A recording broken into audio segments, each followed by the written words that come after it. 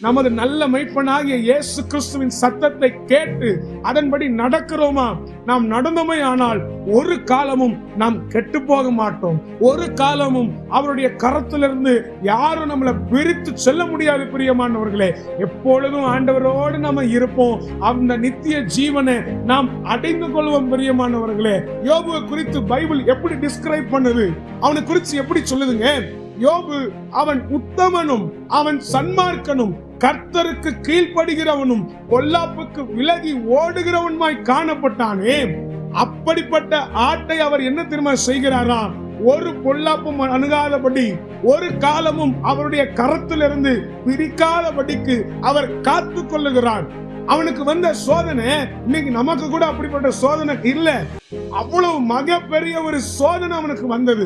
ஆனாலும் கர்த்தருடைய கரத்திலிருந்து யோபை ஒரு சூழ்நிலையும் எந்த சத்துருவும் பிரிக்க முடியல. பிரியமானவர்களே, கர்த்தர் அவனுக்கு நித்திய ஜீவனாய் இருந்தார். பிரியமானவர்களே, அந்த சோதனையில எதையெல்லாம் இழந்தானோ அவர்களை இரட்டிப்பான ஆசீர்வாதமாய் அவன் பெற்றுக்கொண்டான். பிரியமானவர்களே,